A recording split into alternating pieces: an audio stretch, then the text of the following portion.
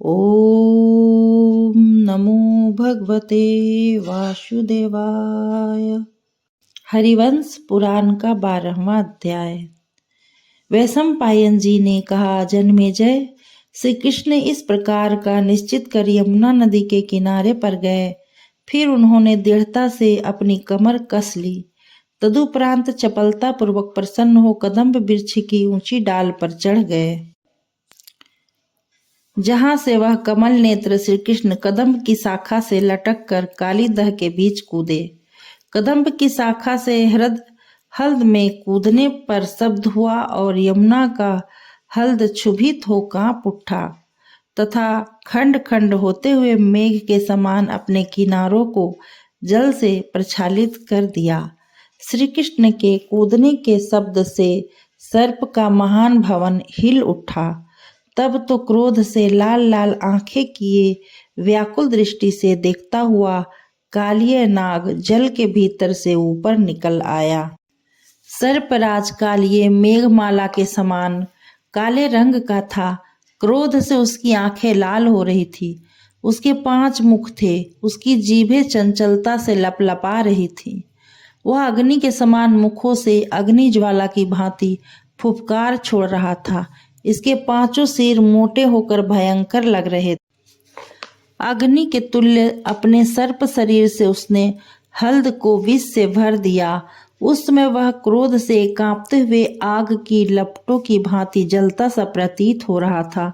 उसके जलते हुए क्रोध से हल्द का जल खौलता सा मालूम होने लगा और यमुना भयभीत हो उल्टी धारा से बहती प्रतीत हो रही थी।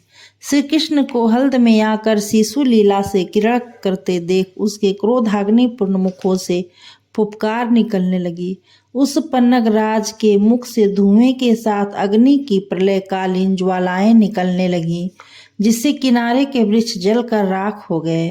कालिए के पुत्र स्त्रियां और भी अन्य जो सेवक थे, वे भी अपने अपने मुखों से विष से उत्पन्न घोर धूम सहित अग्नि का वमन करने लगे। इस प्रकार अमित बल वाले सर्प श्री कृष्ण के ऊपर टूट पड़े। सर्पों ने उन्हें बांध लिया। तब श्री कृष्ण सर्पों के बंधन में पड़कर हाथ पैर से यत्न रहित हो पर्वत की भांति अचल हो गए। वे सर्प अपने विष की थैली वाले दांत से उन्हें डसने लगे, पर वे जल मिश्रित विषों से उन बलवान श्री कृष्ण को मार न सके। इसी बीच में गोप बालक भयभीत होकर रोते हुए और गदगद वाणी से चिल्लाते हुए वृक्ष की ओर भाग गए। वहां जाकर उन गोप बालकों ने कहा, शीघ्र आओ, विलंब न करो। श्री कृष्ण आज भूल से कालिए हल्द में कूद पड़े हैं और उन्हें सर्पराज कालिए काट रहा है। नंद गोप और बलराम जी से शीघ्र निवेदन करो कि श्री कृष्ण को कालिय नाग महाहल्द में खींचे जा रहा है। वज्रपात के सदृश इन वचनों को सुनकर नंद गोप अत्यंत दुखी हो गिरते पड़ते यमुना नदी पर गए। लड़के, बच्चों, युवतियों एवं वृद्धों के साथ युवा बलराम जी भी कालिए के क्रीड़ा स्थल पर हद पर गए। नंद प्रमुख सभी गोप आंखों में आंसू भरकर हल्द के तट पर खड़े होकर हाहाकार करने लगे। वे सभी अपनी असमर्थता के कारण लज्जित थे। श्री कृष्ण के इस साहस को देखकर सुनकर वे सभी आश्चर्य में पड़े हुए थे तथा उनके जीवन की आशंका से बार बार दुखित हो जाते थे।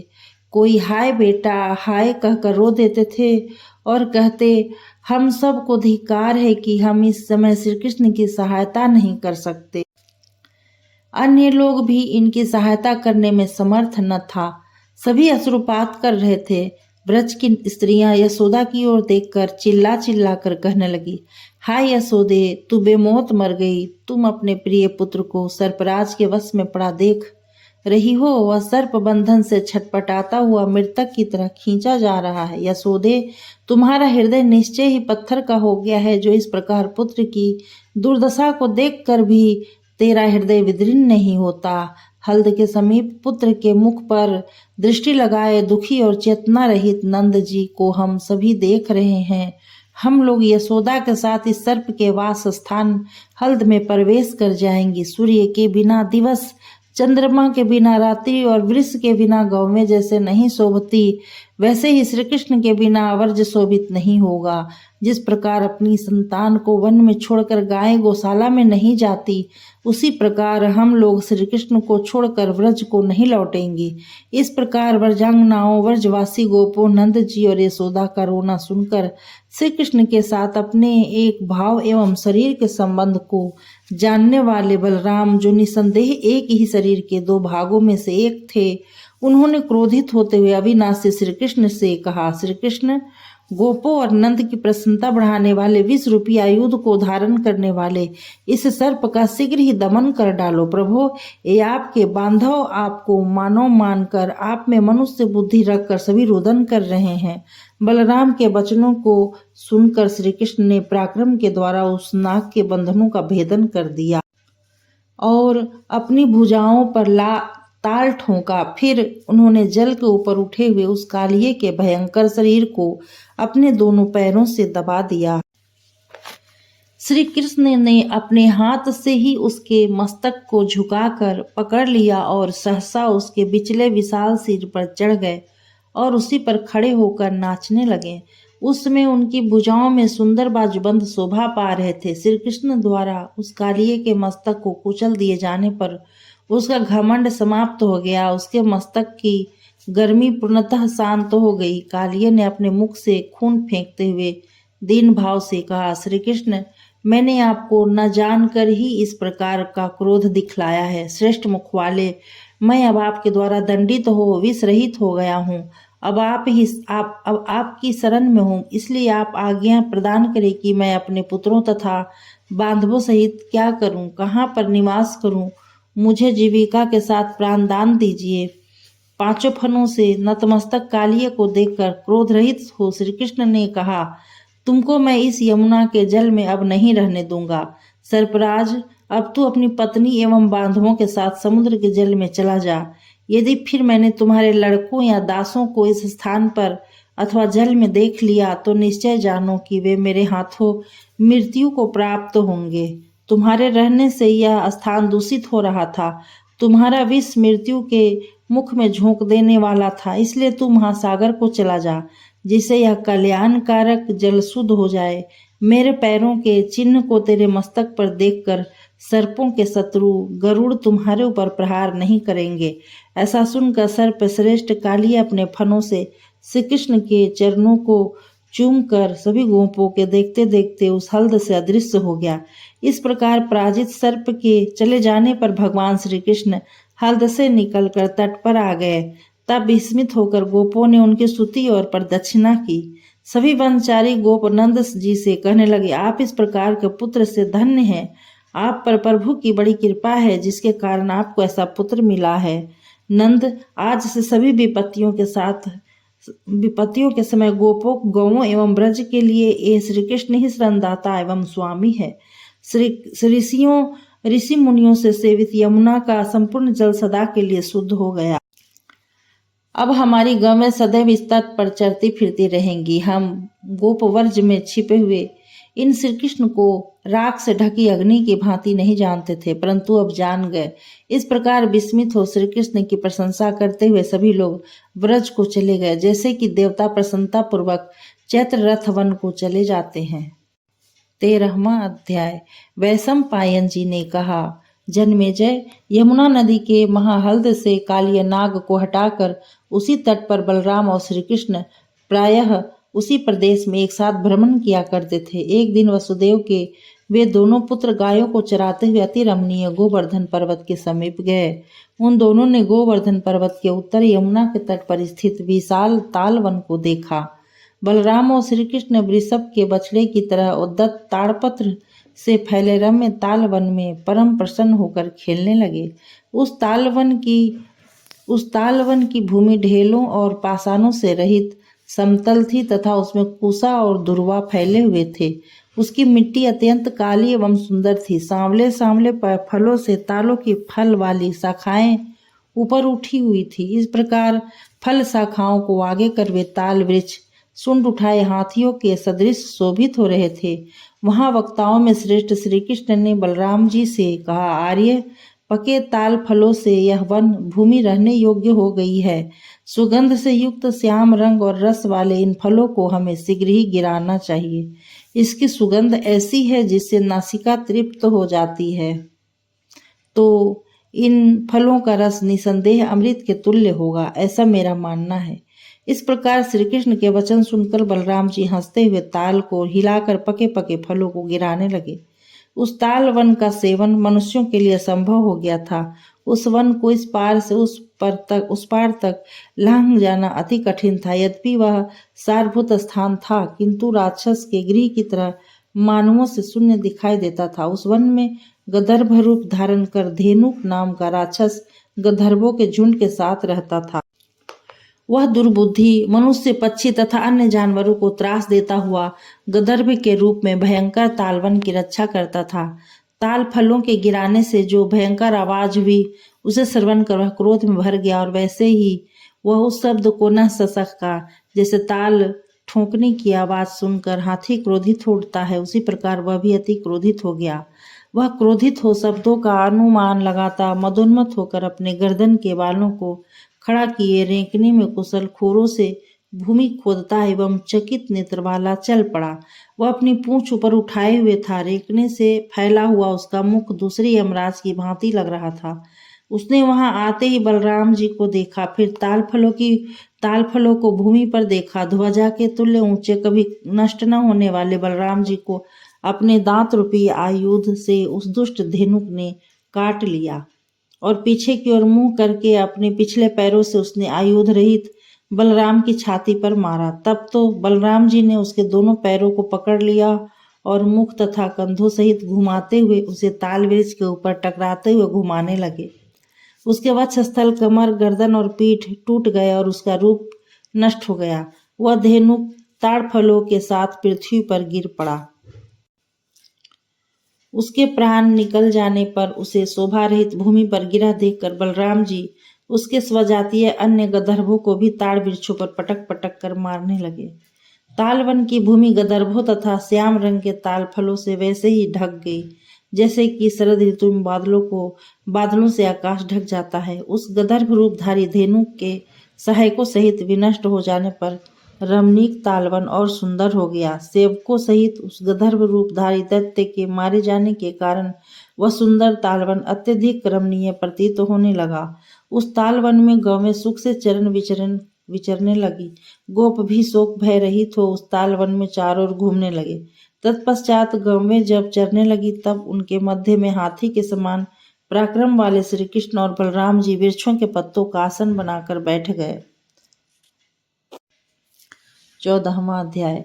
वैशंपायन जी ने कहा, जन्मेजय, इसके पश्चात वसुदेव पुत्र कृष्ण बलराम हर्षित हो तालवन को छोड़ पुनः भांडेर नामक वट वृक्ष के समीप आ गए। वे गौओं को चराते हुए विस्तार से फैले हुए बड़े बड़े वनों को देखते हुए अपनी भुजाओं पर ताल ठोकते गाते वृक्षों के फलों को बीनते थे। बछड़े वाली गौओं को उनका नाम लेकर पुकारते हुए परम तपस्वी आ रहे थे। वे अपने कंधों पर भोजन की सामग्री शिखर पर रख बहंगियों को ढो रहे शुभ लक्षणों वाले वक्षस्थल पर वनमाला धारण किए छोटी छोटी सींगों वाले बछड़ों की भांति उत्साह से भरे थे।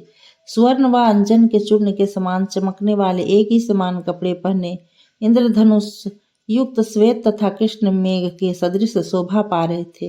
वे मार्ग में कुशों के पुष्पों से मनोहर कर्ण फूल बनाते हुए विशेष वेश को धारण कर रहे थे।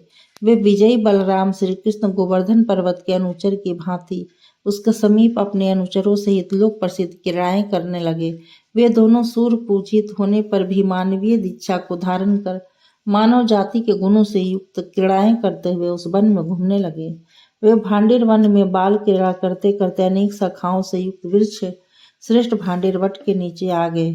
युद्ध क्रिया में अति चतुर वे दोनों भाई वहां कभी झूला झूलकर और कभी फेंकने योग्य पत्थर फेंक कर व्यायाम करने लगे।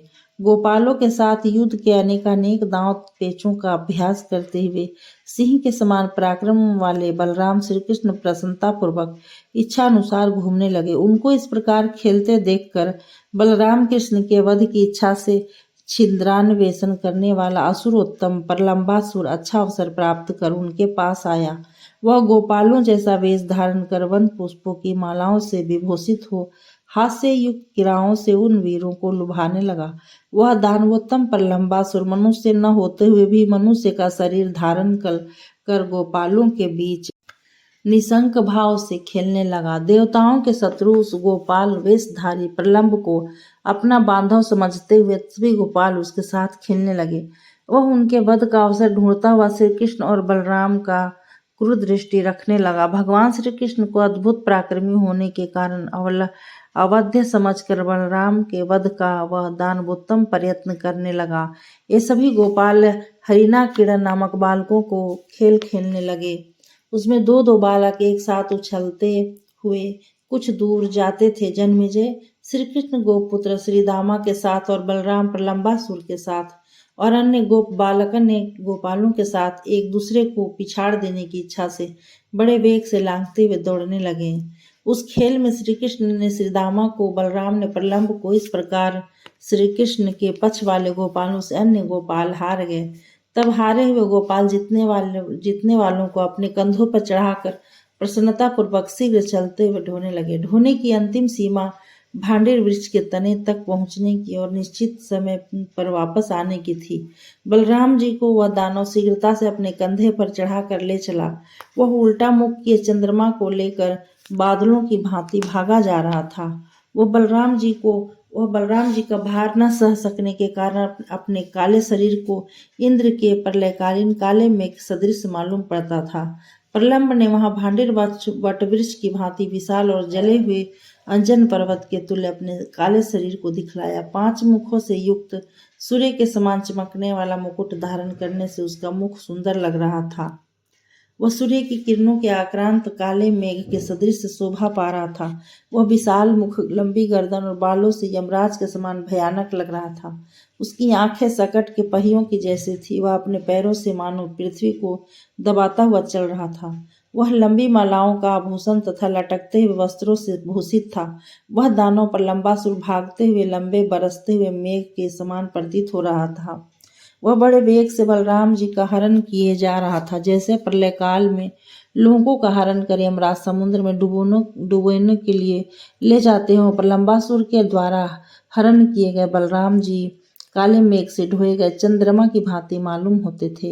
इस प्रकार प्रलंबासुर को देखकर बलराम जी संदेह में पड़ गए और दैत्य के कंधे पर चढ़े हुए ही उन्होंने श्री कृष्ण से इस प्रकार कहा, श्री कृष्ण, इसने पहले तो मनुष्य बनकर अपनी महती माया को दिखलाया, फिर ऊंचे पर्वत शिखर की भांति शरीर धारण किए मुझे हर कर लिए जा रहा है। अब आप बतलावें कि मैं घमंड से बढ़ते हुए दुष्ट हृदय वाले प्रलंब को कैसे परास्त करूं। बलराम जी के बल को, पराक्रम को जानने वाले श्री कृष्ण ने हंसते हुए शांति पूर्वक उनसे कहा, भ्राता श्री, आप जगत में व्यापक देवता हैं, गुप्त से भी गुप्त समस्त बातों को जानते हैं, फिर भी आप यह मानव के समान अपने भाव को प्रकट कर रहे हैं। आप लोगों को विनाश काल में अपने नारायणात्मक स्वरूप का स्मरण करें। जब समुद्र लोगों को अपने में मिलाने के लिए आता है, अपनी आत्मा से आत्मा को पहचानिए। अपने उस शरीर का आप स्मरण करें जिसके प्रभाव से पुरातन देवता ब्रह्मा, जल तथा अपने चरित्र और प्रभाव इन सब का आदि कारण एवं जो आपका शाश्वत स्वरूप है उसका स्मरण कीजिए। आपका सिर आकाश, जल मूर्ति, क्षमा पृथ्वी, मुख अग्नि, श्वास वायु और चंद्रमा आपका मन है। आपके हजारों मुख, हजारों शरीर, हजारों हाथ पैर और हजारों नेत्र हैं। आपकी नाभि से हजारों कमल प्रकट हो चुके हैं। आप 1000 किरणों वाले आदित्य को चक्र रूप से धारण करके शत्रुओं का विनाश करते हैं। आप जब अपने अंग, चरण, आंखें, कमल नाभि, कर्णों और जीभों से युक्त अपने विशाल शरीर को दिखाते हैं तभी देवता देखते हैं। यदि आप न दिखावें तो आपके स्वरूप को कौन देख सकता है।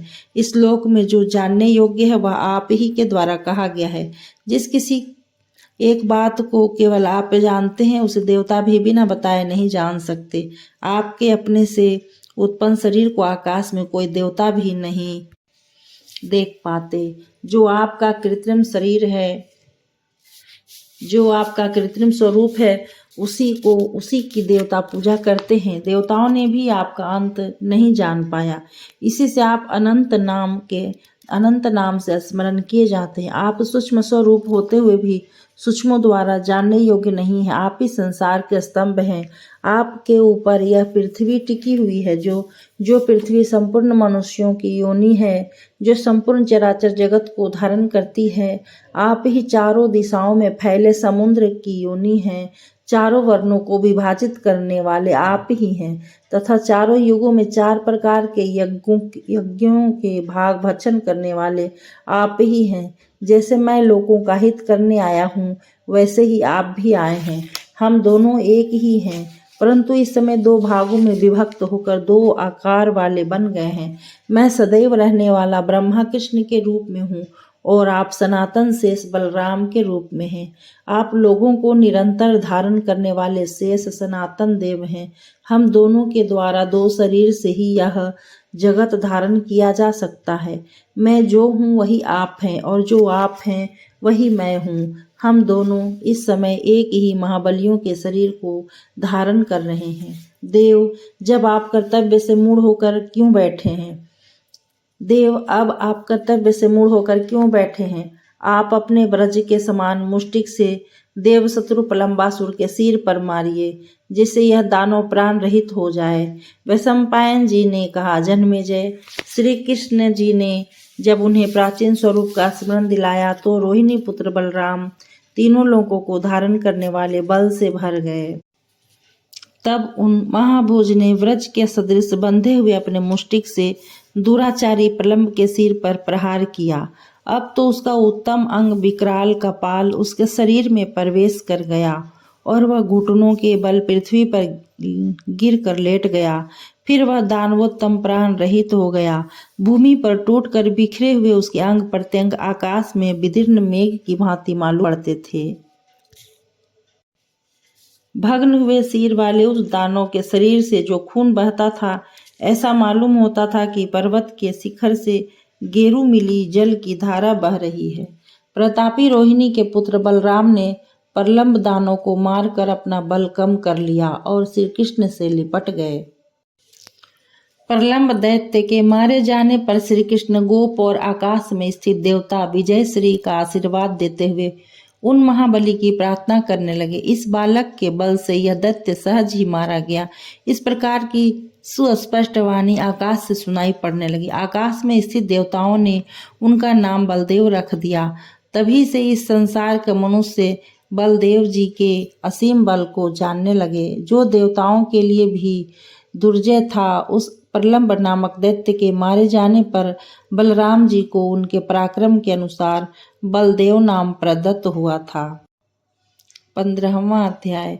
वैशंपायन जी ने कहा, जन्मेजय, इस प्रकार के खेलों को खेलते हुए श्री कृष्ण व बलराम जी ने वर्षा काल के 2 माह व्यतीत कर दिए। इसके उपरांत जब वे ब्रज में आए तो सुना कि इंद्र देवता के पूजा का दिन आ गया है और गोपों को भी उत्सव की लालसा से भरा देखा। तब आश्चर्य करते हुए श्री कृष्ण ने कहा, यह इंद्र पूजा कैसा है? यह इंद्र पूजा का कैसा दिन है जिससे आप लोग प्रसन्न हो गए हैं? यह सुन वहां का एक वृद्ध गोप ने कहा, तात सुनो कि हम लोग क्यों इंद्र की ध्वजा का पूजन करते हैं। अरिसूदन, देवताओं और मेघों के स्वामी देवराज इंद्र हैं। उसी लोकनाथ इंद्र का यह कुल परंपरागत यज्ञ होने जा रहा है। उन्हीं इंद्र की आज्ञा से इंद्रधनुष से विभूषित मेघ नए जल की वर्षा कर खेतों में धान्यों को उगाते हैं, जिसे हम लोग और अन्य मनुष्य भी खाते हुए जीते हैं। समय समय पर पकवानों आदि से देवताओं को भी तृप्त करते हैं। मेघों को जल देने वाले इंद्र ही है जो प्रसन्न होकर संपूर्ण संसार को तृप्त करते हैं। इन्हीं देव की कृपा से वर्षा होने पर इस संसार में अन्न बढ़ता है और पृथ्वी तृप्त हो जाती है। इस प्रकार पृथ्वी के तृप्त होने पर संपूर्ण जगत अमृत में मालूम होता है। वर्षा होने पर बछड़े वाली गौओं का दूध बढ़ जाता है। वर्षा से बढ़ी हुई घासों को सुख से चरकर वे गौवें मोटी ताजी होकर श्रेष्ठ ज्ञात होने लगती है। जिस देश में वर्षा वाले बादल नहीं दिखाई पड़ते, वह देश धान्य रहित तीर्ण रहित होता है। वहां भूख से पीड़ित मनुष्य ही दिखाई पड़ते हैं। इंद्रदेव सूर्य की किरणों को दुधारू गौ की भांति दूहते हैं, तब उन किरणों से जल क्षीर की भांति बरसता है। वायु से प्रेरित होकर बादल आपस में टकराकर जब शब्द करने लगता है तो लोग समझते हैं कि इंद्र गरज रहे हैं। वायु से युक्त मेघों के द्वारा उसके जब ढोते रहने पर वज्र के सदृश शब्द करने वाली पर्वत भेदी बिजली का शब्द सुनाई पड़ता है, तब वह बिजली से चूर्ण किया हुआ मेघ जल की बूंदों के रूप में बरसने लगता है। जिस प्रकार राजा अपने सेवकों से काम लेता है, उसी प्रकार देवराज इंद्र आकाश में फैले हुए इच्छा अनुसार सभी जगह जा सकने वाले बहुसंख्यक बादलों द्वारा वज्र की गड़गड़ाहट की आवाज के साथ उस जल को इस पृथ्वी पर बरसाते हैं। कहीं पर वे मेघ दुर्दिन से होकर संपूर्ण आकाश में व्याप्त हो जाते हैं और कहीं पर फटे हुए बादलों के सदृश स्वरूप में दिखाई देते हैं। कहीं खान से काट कर निकाले गए कोयले के तुल्य काले रंग के होते हैं और कहीं पर जल की छोटी छोटी बूंदें बरसाते हैं। इस प्रकार सूर्य की किरणों द्वारा दुहा हुआ जल मेघ का रूप धारण कर पृथ्वी पर समस्त प्राणियों के हित के लिए बरसता है। इस प्रकार विभिन्न प्रकार के मेघों द्वारा देवताओं के राजा इंद्र आकाश और संसार को अलंकृत किया करते हैं। कहीं कहीं वे मेघ अपनी बूंदों से आकाश को मोती के समान चमका देते हैं। श्री कृष्ण इसलिए वर्षा ऋतु देवराज इंद्र की पूजा कराने के लिए पृथ्वी पर आती है और हम लोग वर्षा ऋतु में इनकी पूजा करते हैं। इनकी पूजा करने से हमारे सभी मनोरथ पूर्ण होते हैं। 16वां अध्याय।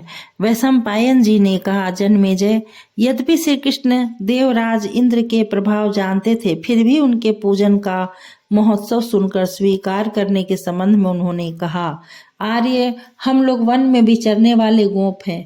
गौवें ही हमारी जीविका है, अतः गौओं, पर्वत और वन ही हमारे देवता हैं। ऐसा समझो किसानों की खेती जीविका है, व्यापार करके जीने वालों की व्यापार की वस्तु जीविका है। दूध दही बेचने वाले गवालों की गौवें ही जीविका है। इस प्रकार से ये तीनों वृत्तियां प्रवार्ता भेद से 3 प्रकार की विद्याएं हैं। इसलिए जो जिस उपाय के द्वारा अपना जीवन यापन करता है, वह विद्या की वस्तु ही उसका परम पूज्य देवता है। उसे उसकी ही पूजा अर्चना करनी चाहिए, क्योंकि उनका उपचार वही वस्तुएं करती है जो अन्न के द्वारा मिला अन्न आदि खाकर किसी दूसरे का सत्कार करता है, तो वह मनुष्य इस लोक या परलोक दोनों में अपने किए अनर्थों का फल भोगता है। खेती करने वाले किसान खेतों की मेड़ डांड बांधने से वे खेत भले मालूम होते हैं। जिस वन के सीमांत में खेती है वह वन, और जिस पर्वत के आसपास वन होता है वह पर्वत श्रेष्ठ होता है। ऐसे ही पर्वत, वन और खेत हम लोगों की जीविका है। मैं बताता हूँ कि इस वन के पर्वत इच्छानुसार रूप धारण करने वाले हैं। जिन जिन शरीरों के धारण करने की आवश्यकता होती है, वे उन शरीरों को धारण कर वन में प्रवेश कर और अपनी ऊंची चोटियों पर रमन करते हैं। वे नख धारियों में श्रेष्ठ केसरी, सिंह तथा व्याघ्र बनकर वन काटने वालों को त्रास देते हुए अपने अपने वनों की रक्षा भी करते हैं। जब वन की जगह घर बनाकर रहने वाले गोप व भील आदि इन वनों को काट कर इनका स्वरूप बिगाड़ने लगते हैं, तो उन दुराचारी वनचरों को पर्वत उक्त जानवरों का रूप धर कर मार डालते हैं। ब्राह्मण मंत्र द्वारा यज्ञ करते हैं, किसान हल की पूजा करते हैं, वनवासी गोप पर्वत की पूजा करते हैं। तो हम गोपों को वन में पर्वत की ही पूजा करनी चाहिए, यही हमको श्रेष्ठ ज्ञात होता है। अतः गोपों को चाहिए कि सुखकर स्थान वृक्षों के नीचे या पर्वत पर पूजन कर्म करके पर्वत पूजा का प्रचार करे। वहां पर मंडप व कुंड आदि बनाकर हवन आदि कर यज्ञ पशुओं की बलि देनी चाहिए। इसमें क्या विचार करते हो? सभी गोष्ठों के गौओं का दूध दूहना प्रारंभ कर दो। फिर शरद ऋतु के पुष्पों को चर जाने वाली गौवें सभी एक साथ पर्वतों में श्रेष्ठ गोवर्धन की चारों ओर से प्रदक्षिणा कर उपरांत ब्रज में चली आवे। गौओं को स्वादिष्ट जल और तृण देने का गुण रखने वाली यह शरद ऋतु आ गई। अब बादल चले गए और जलाशय रम्य हो गए। कहीं फूले हुए कदम्बों से सफेद, कहीं झिंटी के पुष्पों के श्याम रंग वन दिखाई पड़ रहे हैं। अब तृण कुछ कड़े मालूम हो रहे हैं। मोरों ने बोलना बंद कर दिया है। आकाश में जल मल बलाका एवं विद्युत से रहित मेघ बिना दांत के हाथियों के समान बढ़ रहे हैं। मेघों के नवीन जल से अभिषिक्त वृक्ष नए पत्तों से घने होकर प्रसन्न हो रहे हैं। सफेद बादलों की पगड़ी बांधे, हंसों का चंवर लगाए और निर्मल चूर्ण चंद्रमा का छत्र लगाए आकाश राज्याभिषेक राजा की भांति प्रतीत हो रहा है। बादलों के नष्ट हो जाने पर हंसी की हंसी से हंसते हुए, सारसों से अपने को श्रेष्ठ समझते हुए सभी जलाशयों के जल अब कृष्णा को प्राप्त हो रहे हैं। चक्रवाक रूपी स्तनों एवं पुलिन रूपी जघनों वाली नदियां हंसों की हंसी से हंसती हुई समुद्र की ओर चली जा रही है। कुमुदों से फूले हुए जल और ताराओं से चित्रित आकाश रात्रि काल में आपस में मिलकर एक दूसरे से हंसते हुए मालूम होते हैं। ऐसा प्रतीत होता है कि वे एक दूसरे के प्रति गर्व प्रकट करते हुए कहते हों कि मेरी शोभा तुमसे कम नहीं है। अब पीली पीली धान की बालों के बीच बोलते हुए भंवरों वाले रमणीय वन में मन लग रहा है। इस समय तलैया, ताल, बावलियां, नदियां एवं सरोवर फूले हुए कमलों से कांतिमान होते हुए सुशोभित हो रहे हैं। लाल, सफेद और नीले रंग के अनेक कमल जल से उत्पन्न होकर शोभा को प्राप्त हो रहे हैं। इस समय मोरों ने अपने घमंड का त्याग कर दिया है। वायु धीमी गति से चल रहा है, आकाश बादल रहित हो गया है और समुद्र पूर्ण हो गया है। वर्षा ऋतु के समाप्त होने से तिथिल मोरों ने नाचना छोड़ दिया है। ऐसे मोरों के पांखों से पृथ्वी बहुत आंखों वाली मालूम हो रही है। काश के पुष्पों से तथा अन्य प्रकार की लताओं से व्याप्त अपने ही कीचड़ों से मलिन तटों वाली यमुना हंस और सारसों के तटों पर बैठने से शोभित हो रही है। पके हुए धानों को मनुष्यों के काटते रहने पर धानियों को खाने वाले तथा मछलियों को भक्षण करने वाले पक्षी मतवाले होकर बोल रहे हैं। वर्षा काल में बादलों ने जिन धानियों का अपने जल से सिंचित किया था, वे धान्य पककर कड़े हो गए हैं। शरद काल के आने से उसके निर्मल गुण को धारण कर और मेघ में वास का त्याग कर विमल आकाश में बसता हुआ चंद्रमा स्पष्ट दिखाई दे रहा है। अब गौवें दूना दूध देने लगी है। बैल पहले से अधिक मदमस्त हो गए हैं। वनों की शोभा दूनी हो गई है और पकी हुई खेती के कारण यह पृथ्वी अनंत गुणों से युक्त हो गई है। नक्षत्र मेघ रहित तो हो गए हैं और जलाशय में कमल फूलने लगे हैं एवं मनुष्यों के मन प्रसन्नता को प्राप्त होने लगे हैं। इस समय सूर्य मेघों से रहित होकर शरद ऋतु के तेज से सृष्टि कर रहा है। वह अपनी तीखी किरणों से पृथ्वी के जल का शोषण कर रहा है। विजय की इच्छा रखने वाले राजा अपनी सेनाओं को संतुष्ट कर दूसरे देश की ओर जा रहे हैं। बंदूक के लाल लाल फूलों से सुशोभित हो, जो सभी ओर से रक्तवर्ण की दिखाई देती है, जिनकी कीचड़ सूख गई है, ऐसी विचित्र एवं कमनीय वंशरेणियों में मन सदैव आसक्त हो रहा है। वाणासन, निकुंभ, प्रियक, स्वर्णक, आसन, चितवन, कोविदार नाम वाले ये वृक्ष वनों में फूलों से व्याप्त होकर अधिक शोभा पा रहे हैं। केवड़े के वृक्ष भी खिले हुए हैं। श्रीमर, मृग और उल्लू भी सभी जगह आनंद से भ्रमण कर रहे हैं। दूध दही के घड़ों से जो मक्खन आदि ढाले जाते हैं, वे ही जिनकी हंसी है, उन ब्रजों और गोष्ठों में तो यह शरद ऋतु मूर्तिमती दिव्य सुंदरी युवती की तरह भ्रमण कर रही है।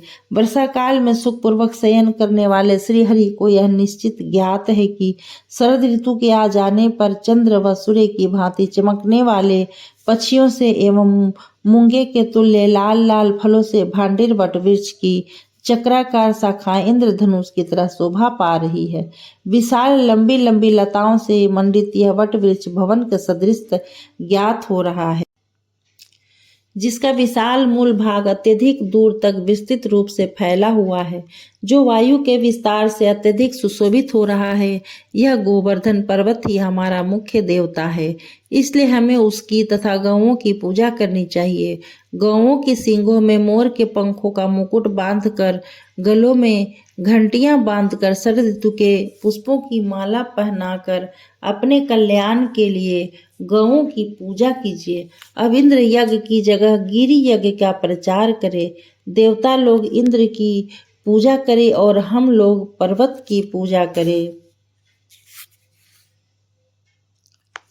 यदि मुझ में आप लोगों का प्रेम हो और आप लोग हमको अपना मित्र समझते हो तो मैं आप लोगों से गो यज्ञ और पर्वत की ही पूजा बलपूर्वक कराऊंगा, इसमें संदेह नहीं है, क्योंकि गौएं सभी के द्वारा सदैव पूजा करने योग्य हैं। यदि आप लोगों को अपने कल्याण से प्रेम हो तो हमारे उचित वचनों को मानकर शांतिपूर्वक बिना विचार किए ही गो तथा पर्वत की पूजा कीजिए। 17वां अध्याय। वैशंपायन जी ने कहा, जन्मेजय, श्री कृष्ण के इन वचनों को सुनकर सभी गोप प्रसन्न हो उनके वाक्यामृत को चख कर निशंक भाव से कहने लगे, हम सभी के बाल गोपाल तुम्हारी गोपों के हित को बढ़ाने वाली तथा गौओं की वृद्धि करने वाली विशाल बुद्धि हम सबको प्रसन्न कर रही है। हम लोगों की तुम ही गति एवं रति हो, तुम ही ज्ञानी हो, तुम ही भय उपस्थित होने पर हमें अभय प्रदान करने वाले हो, तुम ही हमारे मित्रों के भी मित्र हो। हम सभी लोग तुम्हारी बताई राह पर चलने वाले हैं। तुम्हारे ही कारण यह हमारा ब्रज तथा गोकुल कुशल से है। समस्त शत्रु शांत हैं और हम सभी स्वर्गस्थ देवताओं के तुल्य यहाँ बस रहे हैं। हम लोग तुम्हारे जन्म से ही देखते आ रहे हैं कि तुमने देवताओं से भी न होने वाले कार्यों को किया है। ऐसा समझ हम लोगों का मन घमंड से फूला रहता है। तुम अपने बल से, पराक्रम से तथा महान यश से मनुष्यों में वैसे ही उत्तम हो जैसे कि देवताओं में इंद्र देव उत्तम हैं।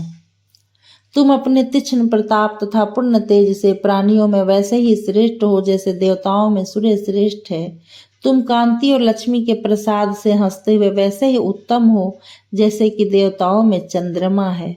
बल से, शरीर से और बाल्यावस्था के चरित्रों के स्वामी कार्तिकेय के समान तुम पराक्रमी हो। तुम्हारी तुलना किसी से नहीं हो सकती। अतः तुमने ये गिरि यज्ञ की जो बात कही है तो भला महासागर की भांति उसका उल्लंघन करने में कौन समर्थ हो सकता है? क्या महासागर कभी तटभूमि को लांघ सकते हैं? तात अब देवराज इंद्र की पूजा का दिन स्थगित होकर पर्वत की पूजा का दिन आज से आरंभ हो गया है। आज से तुम्हारे द्वारा चलाई हुई यह गोवर्धन पूजा की प्रथा गोपों और गौओं के कारण संसार में, इसलिए दूध से बने खोवे से भोजन सामग्रियां बनाओ और सुंदर कलशों में पीने का जल भरो। नवीन निर्मित नहरों और बड़े बड़े कुंडों को दूध से भरो। दांत से काट कर खाने योग्य मालपुआ, पकौड़ी आदि भोजे, भात, कढ़ी आदि पेय, मेवे की खीर, राबड़ी आदि ये सब बना कर ले चलो। 3 दिनों का सारा दूध गोष्ठों में एकत्र कर लो। भैंस, गाय आदि ब्रज के पशु हैं, उन्हें अति सम्मान के साथ उत्तम से उत्तम पदार्थ खिलाया जाए और इस प्रकार सभी गोपों के सहयोग से संपन्न होने वाले इस यज्ञ को प्रारंभ कर दो। अब तो ब्रज में आनंद छा गया। गोकुल अति प्रसन्न दिखाई देने लगा। वे प्रसन्नता से तुरहियां बजाकर घोषणा करने लगे, साढ़ गरजने लगे, बछड़े हम्मा हम्मा कर का शब्द कर गोपों को प्रसन्न करने लगे। ब्रज के लोग दही घी निकालने की मथानी, दूध का पात्र लिए हुए थे। फलों के गुदे अत्यधिक जमा हो गए। बहुत से संस्कारक दर्व एकत्रित हो गए और उज्जवल भातों का पर्वताकार पुंज प्रकाशमान होने लगा। इस प्रकार गौओं से भरा हुआ श्री कृष्ण के द्वारा चराया गया गृह यज्ञ प्रारंभ हो गया। संतुष्ट गोपों से व्याप्त और सजी हुई गोप नारियों से वह ब्रज बड़ा ही मनोहर लगने लगा। वहां खाने की सैकड़ों प्रकार की सामग्रियां बनकर तैयार हो गई। गंधमाला और अनेक तरह की धूपों से वह गिरि यज्ञ सुशोभित होने लगा। गोवर्धन के पास अग्नि का स्थान, हवन आदि कुंड बनाया गया। फिर यज्ञ के लिए घृत पात्र आदि ले जाकर रखा गया। तदुपरांत शुभ दिन व तिथि में गोपों ने ब्राह्मणों के साथ गिरि यज्ञ को किया। पूजन हवन के पश्चात मिष्ठान आदि उत्तम अन्नों को तथा दूध दही आदि को भगवान श्री कृष्ण पर्वत का रूप धारण कर खाने लगे। ब्राह्मण भोजन आदि से तृप्त होकर प्रसन्न मन से खड़े हो सुखपूर्वक स्वस्ति वाचन करने लगे। गिरि यज्ञ के अंत में गिरिदेव के रूप में प्रकट हुए श्री कृष्ण अपने को अर्पित किए गए भोज्य पदार्थों को खाकर और इच्छा अनुसार दूध पीकर कहने लगे, आज मैं सम्यक प्रकार से तृप्त हो गया। गोवर्धन पर्वत के शिखर पर दिव्य मालाएं तथा चंदन लगाए पर्वताकार श्री कृष्ण को स्थित देखकर मुख्य गोप उनकी शरण में गए। तब उन गोवर्धन रूपधारी ने कहा, हम तुम लोगों के कल्याणकारक प्रधान देवता हैं। हमारी प्रभाव से तुम लोग हजारों लाखों गौओं का सुख भोगोगे। मैं तुम लोगों का वन में कल्याण करूंगा और मैं आकाश में रहता हुआ भी तुम सभी के साथ भ्रमण करूंगा। ये जो नंद आदि प्रसिद्ध गोप है, मैं प्रसन्न होकर इन सभी को प्रचुर मात्रा में धन संपत्ति प्रदत्त करूंगा। अब शीघ्र ही बछड़ों सहित गाय मेरी परिक्रमा करें। ऐसा करने से मैं अति प्रसन्न होऊंगा, इसमें संदेह नहीं है। इस प्रकार का श्रवण कर गिरि को प्रसन्न करने के लिए साढ़ों सहित बछड़े वाली गौवें के अलग अलग झुंड बनाकर गोप गिरिराज की परिक्रमा कराने लगे। वे गौवें सैकड़ों हजारों की संख्या में झुंड बांधे प्रसन्न हो शीघ्रता से परिक्रमा करने लगी। उनके पीछे गोपाल उन्हें ढांक रहे थे। उनके पैरों में फूलों के गुच्छों के बाजूबंद बंधे थे और सींगों के अग्रभागों में मालाएं धारण की हुई थी। वे श्वेत, लाल, धूमर आदि रंगों के भेद से पृथक पृथक झुंडों में अनेक प्रकार के अनुलेपनों से युक्त लाल पीले वस्त्रों को धारण किए थी। सभी गोपगण अपनी उन गायों को हाँकते हुए उनके पीछे पीछे चल रहे थे। वे सभी लाल, पीले और सफेद वस्त्रों से सुशोभित थे। वे सभी मयूर पंख के बाजूबंद पहने, हाथों में उन्हें हाँकने के लिए लकुटियां लिए थे। वे सिर पर मयूर पंखों के मुकुट धारण किए हुए थे। इस तरह अद्भुत उत्सव में उन गोपों की अत्यधिक शोभा हो रही थी। कुछ गोपाल बैलों पर चढ़े हुए थे, कुछ प्रसन्नता से नाच रहे थे। गिरि की परिक्रमा के अनंतर अन्य गोपालों ने वेग से चलते हुए गौओं को रोक लिया। उसी क्षण प्रकट रूप में जो पर्वतराज थे वह अनर्हित हो गए। तब भगवान श्री कृष्ण गोपों को साथ में लेकर ब्रज की ओर चल पड़े। गिरि यज्ञ करने से जो आश्चर्य प्राप्त हुआ, उसी के वशीभूत होकर बालकों, वृद्धों के साथ समस्त गोप श्री कृष्ण की प्रार्थना करने लगे थे। 18वां अध्याय। वैशंपायन जी ने कहा, जन्मेजय, जब देवराज इंद्र की पूजा बंद कर दी गई तब उन्होंने क्रोधित होकर मेघों के राजा समवर्तक नामक मेघगण को बुलाकर इस प्रकार कहा, मदमस्त हाथियों के समान उत्तम मेघगण, मेरे कहे हुए वचनों को श्रवण करो। राजभक्ति पूर्वक यदि मेरा प्रिय करना चाहते हो तो ये जो वृंदावन में बसने वाले गोप मेरे उत्सव से द्वेष कर रहे हैं, सभी नंद आदि गोप श्री कृष्ण के कथानुसार चल रहे हैं। इनकी परम जीविका गौवें हैं, इसी से ये गोप कहलाते हैं। इनकी गौओं को वायु सहित वर्षा कर 7 दिन रात तक पीड़ित करो। मैं ऐरावत पर चढ़कर स्वयं दारुण जलवृष्टि करूंगा तथा व्रज एवं बिजली की भांति प्रभाव वाली आंधी बहाऊंगा। आप लोगों के द्वारा वायु सहित प्रचंड वेग से बरसाए गए वर्षा के जल से हत होकर व्रज सहित गौवें व्रज भूमि पर प्राण छोड़ देंगे। श्री कृष्ण द्वारा इंद्र की पूजा समाप्त कर देने पर इस प्रकार की आज्ञा देवराज इंद्र ने सभी मेघों को प्रदान की।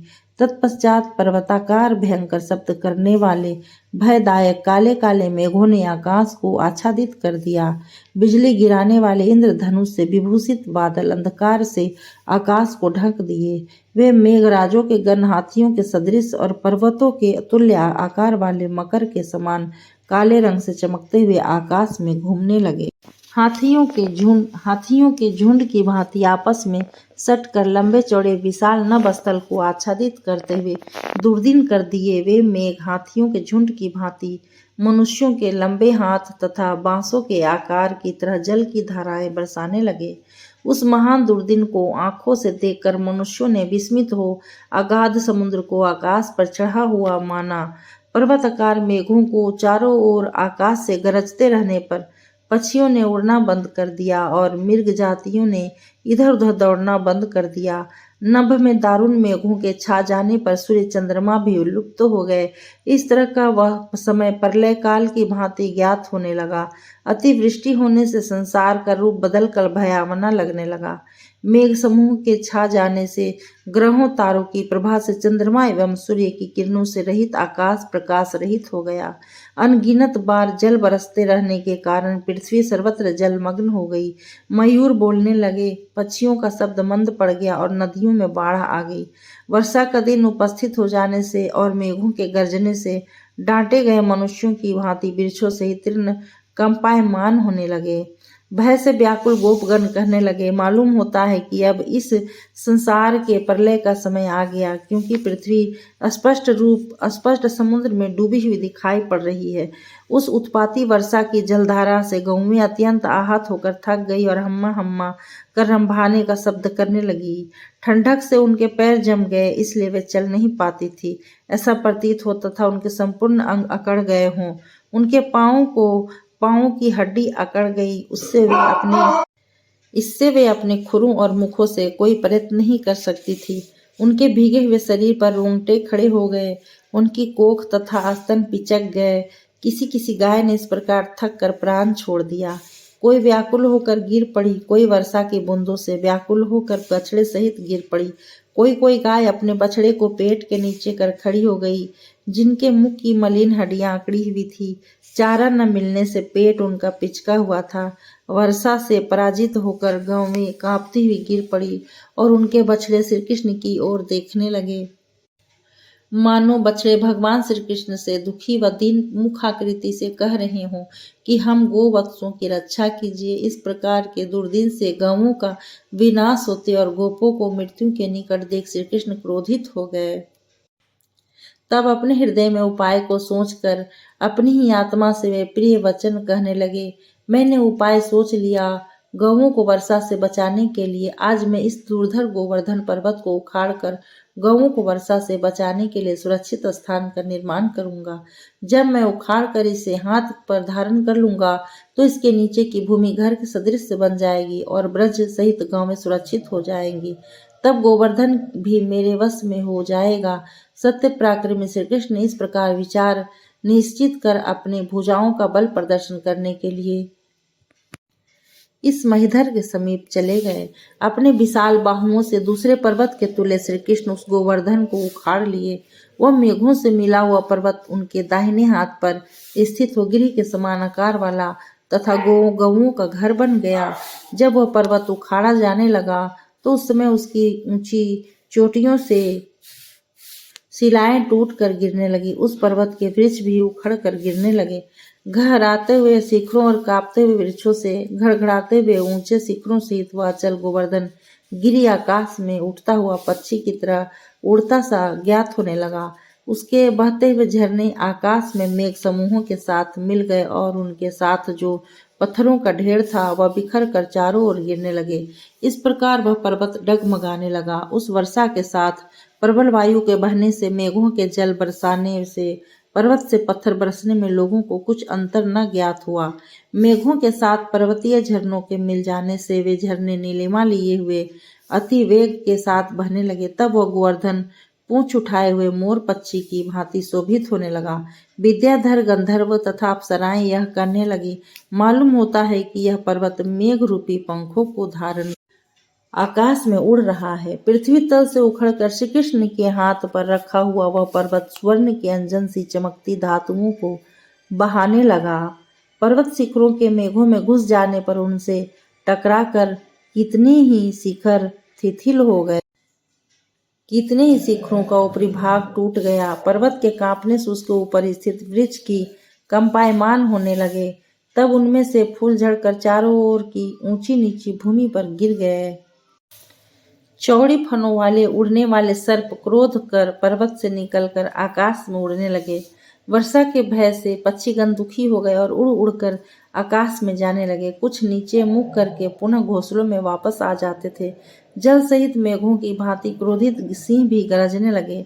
बड़े बड़े व्याघ्र मथते समय दधि मंथन पात्र के समान गुर्राने लगे। जो ऊंची नीची भूमि थी वह सम हो गई और सम भूमि दुर्गम हो गई। वह पर्वत किसी अन्य पर्वत की भांति प्रतीत होने लगा। युगांतकारी मेघों के बरसने से भींगा हुआ गोवर्धन आकाश में शिव जी के द्वारा रोके हुए त्रिपुरासुर की भांति मालूम होता था। श्री कृष्ण के दंड रूप भुजा से धारण किया हुआ मेघों से आच्छादित वह महान गोवर्धन पर्वत विशाल छतरी की भांति प्रतीत हो रहा था। मेघों द्वारा गुफा रूपी मुख बंद हो जाने से वह निद्रायमान पर्वत आकाश में श्री कृष्ण के बाहु रूप तकिए पर शयन करता जान पड़ता था।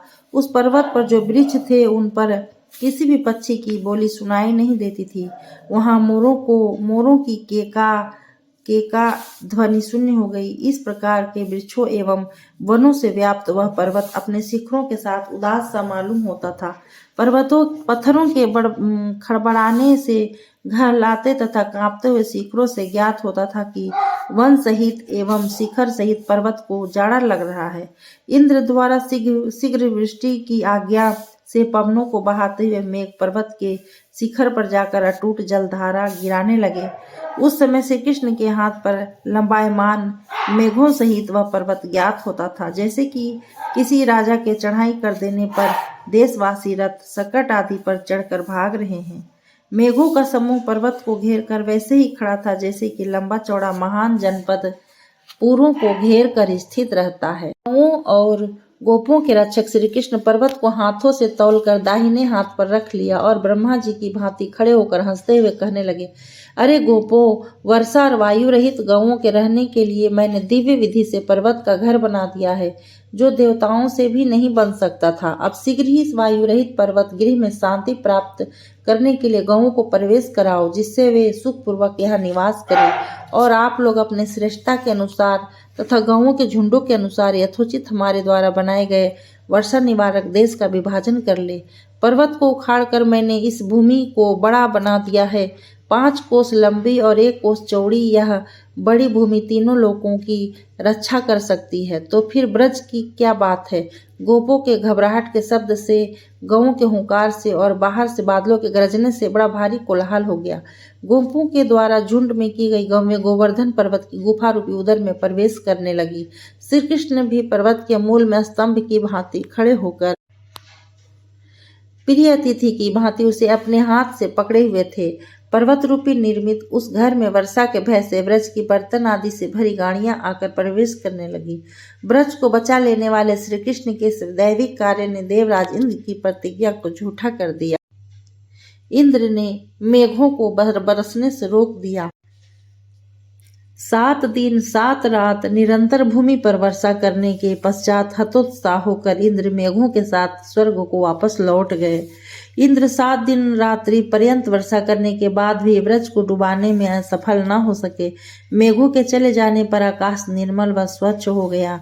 दिन में सूर्य चमकने लगे। गौएं जिस मार्ग से आई थी उसी मार्ग से अपने अपने गोष्ठों में चली गई। तदुपरांत व्रजवासी भी वर्ज में चले गए। स्थिर रूप से खड़े हुए भगवान श्री कृष्ण ने अति प्रसन्न होकर संसार के कल्याण के निमित्त उस गोवर्धन पर्वत को जहाँ से उखाड़ा था वहीं स्थापित कर दिया। 19वां अध्याय। वैशंपायन जी ने कहा, जन्मेजय, गोवर्धन पर्वत को श्री कृष्ण ने धारण कर गोकुल की रक्षा की थी। यह देखकर विस्मित इंद्र को श्री कृष्ण के दर्शन की इच्छा हुई। वे जल रहित मेघ की भांति श्वेत वर्ण वाले मद के जल से भीगे ऐरावत हाथी पर चढ़कर पृथ्वी तल पर आए। विविध नामों से विभूषित इंद्र ने वहां आकर देखा। अनायास ही अति महान कर्म करने वाले श्री कृष्ण गोवर्धन पर्वत की एक शिला पर बैठे हुए हैं। तब भगवान विष्णु को अति तेजस्वी गो बालक का रूप धारण किए देखकर इंद्र को उनके ऊपर अत्यधिक प्रेम उत्पन्न हुआ। नीले कमल दल के तुल्य श्याम वर्ण तथा श्रीवत्स चिन्ह से चिन्हित उन श्री कृष्ण को शोभा से युक्त मृत्यु लोक के देवता के सदृश शिला पर बैठे देख इंद्र लज्जित हो गए। उन बैठे हुए श्री कृष्ण के मुख पर अंतर्हित होकर गरुड़ अपने पंखों से छाया कर रहे थे। संसार के कल्याण में तत्पर वन में एकांत स्थान पर स्थित श्री कृष्ण के पास बल सुदन इंद्र गए। इंद्र उनके पास सुंदर मालाओं तथा चंदनों से विभूषित हाथ में वर्ज लिए हुए गए। सूर्य के तुल्य चमकने वाले किरीट से वह बिजली के सदृश प्रकाश करने वाले दिव्य कुंडलों से उनका मुख अति अधिक शोभायमान प्रतीत हो रहा था। वह लटकने वाले 5 गुच्छों से युक्त हार को अपने हृदय पर धारण किए हुए थे और 1000 दल वाले कमल के समान कांतिमान भूषणों से अपने शरीर को विभूषित किए हुए थे। वह इच्छा अनुसार रूप धारण करने वाले इंद्र अपने नेत्रों से श्री कृष्ण को देख रहे थे। देवताओं को भी सुनाई पड़ने के लिए मेघ के समान दिव्य संस्कृत भाषा में मधुर स्वर से देवराज इंद्र ने उनसे इस प्रकार कहा। इंद्र ने कहा, कृष्ण कृष्ण, आप अपनी जातियों का आनंद बढ़ाने वाले हैं।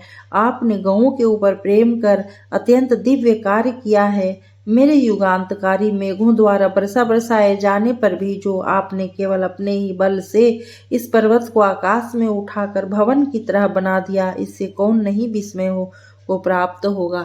यज्ञ के बंद हो जाने से मैंने रुष्ट होकर गौओं पर 7 दिन रात्रि पर्यंत अतिवृष्टि की, सो तुमने उन मेघों की दुर्निवार्य वृष्टि को पर्वत के द्वारा निवारण कर दिया। नहीं तो मेरे स्थित रहते वह अतिवृष्टि देव दानवों से भी दुर्निवार्य थी, वह मुझे अति प्रिय लगा। आप क्रोधित थे, इस मानव शरीर को प्राप्त करके भी आप अपने वैष्णव तेज से पूर्णतः संपन्न थे। आपने मनुष्य शरीर धारण कर अपने तेज से देवताओं का कार्य सिद्ध कर दिया, यह मैं स्वीकार करता हूँ। आप देवों के समस्त कार्यों को पूरा करेंगे, सभी कार्यों में आगे रहने वाले देवताओं के आप प्रमुख हैं। आप ही एक देवता हैं, सभी लोगों के सनातन देव हैं, दूसरे को मैं नहीं जानता, इसलिए आप इनके संपूर्ण कार्यभार का वहन करते हैं। जैसे बैलों में जो श्रेष्ठ बैल होता है उसी को गाड़ी में जोतते हैं, वैसे ही आप डूबते हुए देवताओं को उबार लेने में सर्वप्रथम हैं। श्री कृष्ण, यह संपूर्ण संसार आपके शरीरगत शक्ति से विरचित है। जैसे धातुओं में स्वर्ण श्रेष्ठ है, वैसे ही आपको ब्रह्मा ने देवताओं में श्रेष्ठ बतलाया है। स्वयं ब्रह्मा भी बुद्धि और वैभव से आपके श्रेष्ठ वैसे ही नहीं है, जैसे कि लंगड़ा मनुष्य मनुष्यों की दुर्गति में श्रेष्ठ नहीं है। वह जैसे पर्वतों में हिमालय, तालाबों में समुद्र तथा पक्षियों में गरुड़ श्रेष्ठ है, वैसे ही आप देवताओं में सबसे श्रेष्ठ हैं। नीचे जल लोक है, उसके ऊपर पर्वत है और पर्वतों के सहारे पृथ्वी है और पृथ्वी के ऊपर प्राणी बसते हैं। प्राणी लोक के ऊपर पक्षियों की गति स्थान आकाश है। आकाश के ऊपर सूर्य लोक है, जो स्वर्ग का द्वार कहा जाता है। सूर्य लोक के ऊपर महान देवलोक है, जहाँ विमान के द्वारा जाया जाता है। श्री कृष्ण, जहाँ देवताओं ने मुझे इंद्र पद पर स्थापित किया है, स्वर्गलोक के ऊपर ब्रह्मा ऋषिगण से सेवित ब्रह्मलोक है, वहाँ सोम नक्षत्रों तथा महान आत्माओं की गति है। उसके ऊपर गोलोक है, जिसका पालन 7 देवगण देवता करते हैं। श्री कृष्ण, वहाँ गौओं को पालन करने वाले सभी जा सकते हैं। वह लोक महान आकाश में व्यापक रूप से स्थित है। उस गोलोक ऊपर से भी ऊपर आपकी गति है, अर्थात आपका रहना होता है, जिसको हम देवता पितामह ब्रह्मा जी से पूछ कर भी नहीं समझ पाए। सबसे नीचे दुष्कर्म करने वालों का कठिन नागलोक है और पृथ्वी कर्म करने वालों की कर्म भूमि है। समस्त प्रकार के कर्म इसी पृथ्वी क्षेत्र पर ही किए जा सकते हैं। वायु की तरह उड़ने वाले चंचल जीवों का आकाश देश है और सम दम रूप धन वाले पुण्य कर्मियों को स्वर्गलोक प्राप्त होता है। जो ब्रह्मा में अनुरक्त होकर तप करने वालों को सबसे अंत में ब्रह्मलोक प्राप्त होता है और गौओं की सेवा करने वालों को गोलोक मिलता है। तप आदि से गोलोक पाना दुर्लभ है, वही महत्वशाली प्रत्यक्ष गोलोक आपके साथ यहाँ आया है। जो दुखी होते हैं उनके दुख का अंत आप जैसे धैर्यशाली चतुर्भुज भगवान विष्णु कृष्ण बनकर निवारण करते हैं।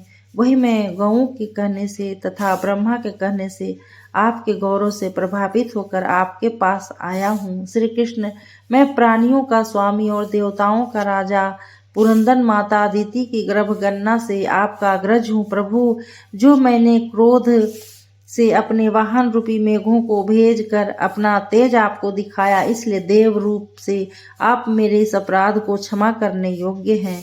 श्री कृष्ण, इस प्रकार आप अपने सौम्य तेज से अपने हृदय में क्षमा भाव लाकर चतुर्भुज ब्रह्मा जी और गौओं के कहे हुए इस शुभ वचन को मेरे मुख से श्रवण करें। ब्रह्मा जी एवं धूमलोक में स्थित हुई आकाशगामिनी गौओं ने आपको यह संदेश प्रदान करवाया है कि हम आपके गोरक्षा कर्म से अत्यधिक संतुष्ट हैं। गौओं ने कहा, आपने गौओं की रक्षा कर महान गोलोक की रक्षा की है, इसलिए हम लोग श्रेष्ठता के साथ बछड़ों को उत्पन्न कर बैलों के साथ बढ़ेंगी। बैल हल में चलकर किसानों को और गौवें हवि के द्वारा देवताओं को इच्छा अनुसार तृप्त करेंगी। एक बार दूध देने में प्रवृत्त होकर कांति को बढ़ा देगी। इसलिए आप ही हम लोगों को प्राण दान देने वाले हैं और आप ही हम लोगों के गुरु हैं। अतः प्रभु, आज से हम गौओं के राजा इंद्र हो जाएंगे। इसलिए आज से दिव्य दूध भरे स्वर्ण कलशों से आप हमारे हाथों गौओं के इंद्र पद पर अभिषिक्त होइए। मैं देवताओं का इंद्र और आप गौओं के इंद्र हो गए। आज से इस पृथ्वी तल पर सदैव लोग आपकी गोविंद इस नाम से प्रार्थना करेंगे। श्री कृष्ण, गौओं ने आज मुझसे ऊपर आपको प्रतिष्ठित किया है, इसलिए देवतागण आपको उपेंद्र नाम देकर धूमलोक में आपकी कीर्ति का गान करेंगे। वर्षा ऋतु के 4 महीनों में जो मेरे अधिकार में है, उनमें से पिछले 2 महीने शरद काल के मैं आपको प्रदत्त करता हूँ। आज से लोग 2 महीना मेरा समझेंगे। इस प्रकार बरसात के 4 महीनों के आधे भाग में मेरी ध्वजा खड़ी की जाएगी और लोग मेरी पूजा करेंगे। इसके पश्चात आपकी पूजा होगी। आपकी पूजा का समय आने पर वर्षा से उत्पन्न उत्साह को मोर त्याग देंगे। मेरे समय का विचार करने वाले बादलों को देखकर जो नाद करने वाले अन्य पक्षी करने में मद से रहित हो थोड़ा थोड़ा बोलते हुए शांत हो जाएंगे। हजारों किरणों से युक्त सूर्य देव अपने तेज से लोगों को तपाते हुए त्रिशंकु और अगस्त नाम तारों के मार्ग का अनुसरण करते हुए दक्षिण दिशा में भ्रमण करने लगेंगे। शरद काल आने पर मयूर शांत हो जाएंगे, फिर चातक पक्षी जल की याचना करने लगेंगे। नदियों का जल सूखने लगेगा। हंस और सारसों से नदियों के रेते भर जाएंगे। क्रौंच पक्षी मत होकर प्रबल नाद करेंगे तथा वृषभ मद से मतवाले हो जाएंगे। गवें प्रसन्न होकर अधिक दूध देने लगेगी। बादल जल वर्षा कर आकाश में चले जाए। आकाश हंसों के विचरण करने से शस्त्र की तरह चमकने लगेगा। बावलियों और तालाबों में अनेक प्रकार के कमल उत्पन्न हो जाएंगे। जल के निर्मल हो जाने से कुएं कांतिमान हो जाएंगे और धानियों के अग्रभाग में बालों की पक्ति दिखाई देने लगेगी। नदियां जल को अपने मध्य में करने लगेगी। मुनियों के आश्रमों की सीमाएं भी हरे भरे पौधों से मनोहर हो जाएंगी। वर्षा काल बीत जाने पर विभिन्न राष्ट्रों वाली पृथ्वी रमणीय हो जाएगी। मार्ग में फल वाले पौधे पंक्तिबद्ध होकर मार्ग की शोभा बढ़ाएंगे। देश में ईख दिखाई देगी तथा वाजपेय आदि यज्ञ होने लगेंगे। आपके शयन से उठने पर उस समय पुण्यमयी शरद ऋतु की वैसी ही प्रवृत्ति होगी। श्री कृष्ण, शरद काल आने पर स्वर्गलोक के तुल्य इस सारे संसार में रहने वाले मानव पृथ्वी पर ध्वजाकार डंडों में मेरी और आपकी पूजा करेंगे। जो मनुष्य इस पृथ्वी लोक पर हम दोनों को प्रणाम करेगा उसे विपत्ति का सामना नहीं करना पड़ेगा। इसलिए इसके पश्चात ही योगवेत्ता इंद्र ने दिव्य दुग्ध भरे घड़ों को ग्रहण कर गोविंद का अभिषेक किया। इस प्रकार अभिषिक्त होते अविनाशी श्री कृष्ण को देखकर गौवें भी अपने यूथपों के साथ स्तनों से दूध गिराकर उनका अभिषेक करने लगी। मेघों ने भी अपनी जल धाराओं से उन अविनाशी श्री कृष्ण का अभिषेक कर्म संपन्न किया। पश्चात सभी वनस्पतियों ने भी चंद्रमा की भांति निर्मल जल को गिराकर अभिषिक्त किया। फिर देवताओं ने पुष्पों की वृष्टि की, तब आकाश में स्वयं दुदुम्बियां बजने लगी। समस्त ऋषि मुनि अपनी वेदमयी वाणी से प्रार्थना करने लगे। पृथ्वी क्षीर समुद्र से अलग क्षीरमयी होकर सफेद दिखाई देने लगी। सागर प्रसन्न हो गए। संसार में कल्याणकारी वायु चलने लगा। नक्षत्रों व ग्रहों से युक्त चंद्रमा व सूर्य अपने मार्ग पर चलने लगे। अतिवृष्टि आदि का भय समाप्त हो गया। राजा लोग आपस के वनस को त्याग कर प्रेम से रहने लगे। पेड़ में प्रवाल के सदृश लाल लाल पत्ते निकल आए तथा फूलने फलने लगे। हाथी अपना मद त्यागने लगे। वन के मृग संतोष को प्राप्त हो गए। पर्वतों पर रत्न आदि के धातुओं के प्रकट हो जाने से वे आभूषणों के सदृश प्रतीत होने लगे। जिस प्रकार अमृत रूप रस से देवलोक तृप्त हो जाता है, उसी प्रकार श्री कृष्ण के अभिषेक से यह लोक तृप्त हो गया। इस प्रकार दिव्य स्वर्ग के अमृत से उनका अभिषेक कर्म संपन्न हुआ। गौओं के द्वारा अभिषिक्त होकर दिव्य माला और वस्त्रों को धारण करने वाले अविनाशी गोविंद से देवराज इंद्र ने कहा, श्री कृष्ण, मेरे पृथ्वी पर आने पर प्रथम कारण यह है कि आपने गौओं की रक्षा की।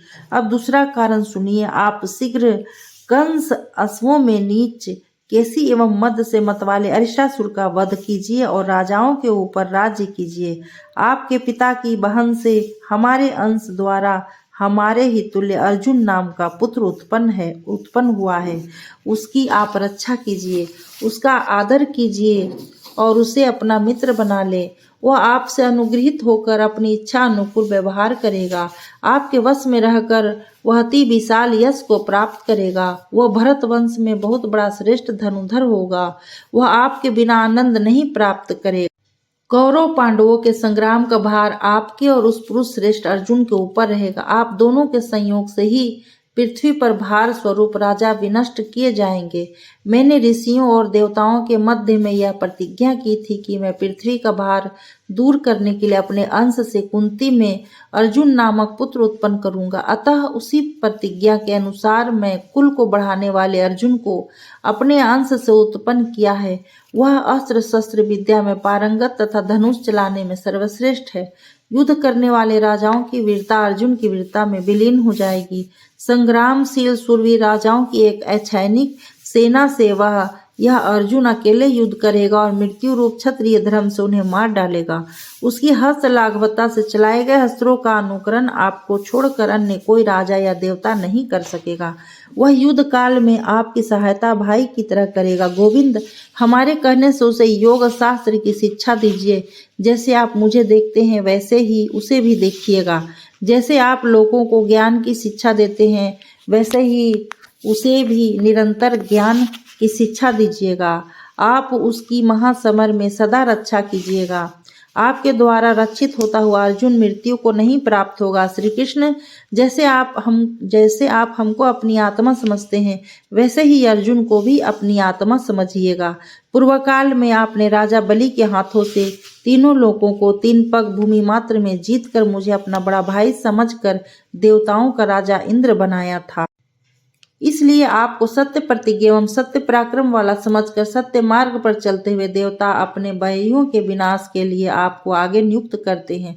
वह अर्जुन आपके पिता की बहन का पुत्र है।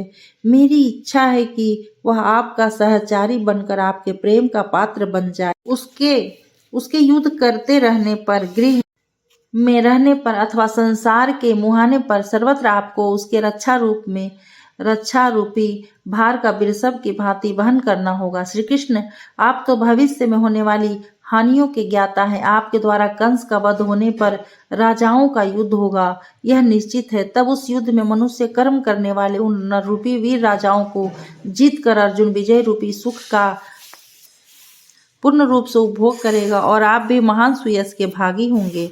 श्री कृष्ण, यदि हम और देवतागण सच में आपको प्यारे हैं तो जितना मैं कहता हूँ उतना सब आप करिएगा।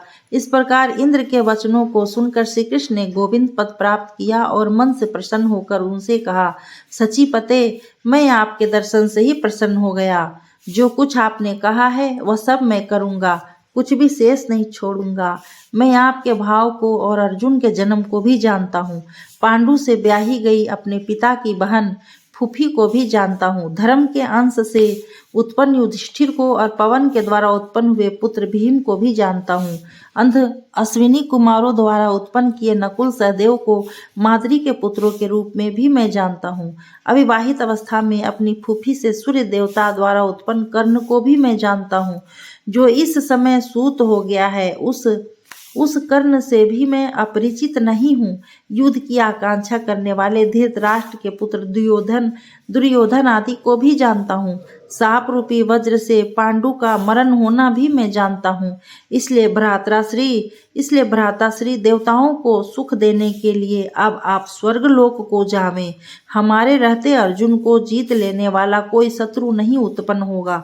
अर्जुन के कारण पांडवों की महाभारत के युद्ध में मैं रक्षा करूंगा और युद्ध समाप्ति के पश्चात उन पांडवों को कुंती को सकुशल वापस लौटा दूंगा। देवेंद्र, आपका पुत्र गंडीवधारी अर्जुन मुझसे जो कुछ कहेगा उसे मैं आपके स्नेह पास से बंद कर आज्ञाकारी सेवक के सदृश निसंदेह पूर्ण करूंगा।